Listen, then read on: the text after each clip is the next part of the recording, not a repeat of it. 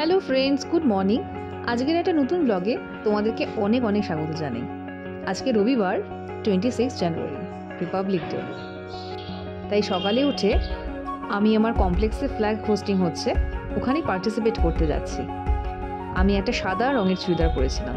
আমাদের কমপ্লেক্সটি খুব সুন্দর করে সাজিয়েছে। প্রত্যেকটি ব্লকে দড়ি দিয়ে সুন্দরভাবে ছোট ছোট ফ্ল্যাগ সাজানো হয়েছে। এই যে দেখতে পাচ্ছ তোমরা, কি সুন্দর লাগছে। আর ওই যে সবাই যেখানে জড়ো হয়েছে ওখানেই ফ্ল্যাগ হোস্টিং হবে। সব মহিলারা, বাচ্চা, বড়রা সবাই লাইন করে দাঁড়িয়েছে ভারত মাকে শ্রদ্ধা জানানোর জন্য। দেখতে পাচ্ছ তোমরা কি সুন্দর লাইন করে দাঁড়িয়েছে।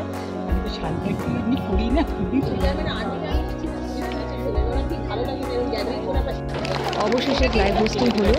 সবাই ন্যাশনাল অ্যান্থেমের মাধ্যমে দেশমাকে শ্রদ্ধা জানাচ্ছে। তারপর স্ন্যাক্স খাওয়ানো হচ্ছে। স্ন্যাক্সের মধ্যে প্রভাজির সিঙ্গারা অ্যান্ড লাড্ডু, সঙ্গে চাও আছে। সবাই লাইনে দাঁড়িয়ে সেটাই নিচ্ছে।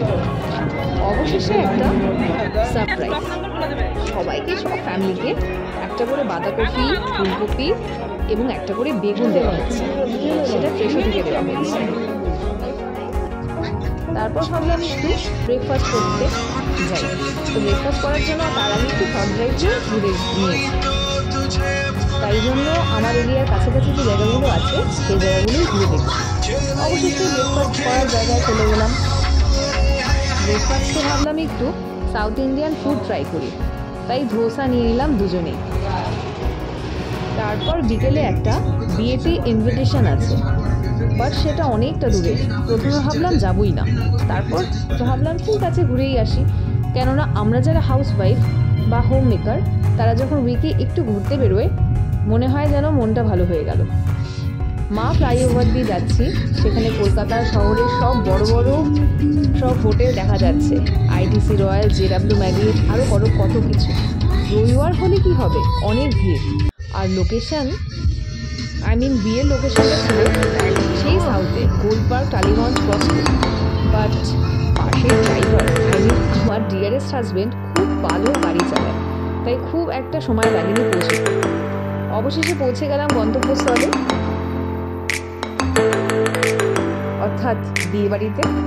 এই ছিল বিয়েবাড়ির এন্ট্রান্স। একটা সুন্দর গণেশের মূর্তি দিয়ে সাজানো হয়েছে, সঙ্গে একটু নাচ গানের জন্য মিউজিকের ব্যবস্থা করা হয়েছে।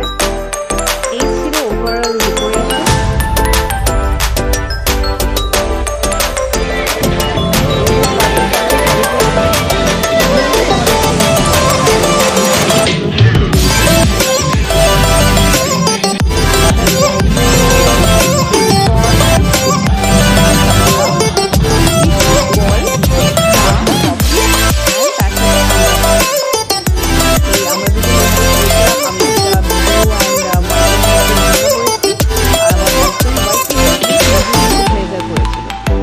এখানে কিছু বসার জায়গাও ছিল।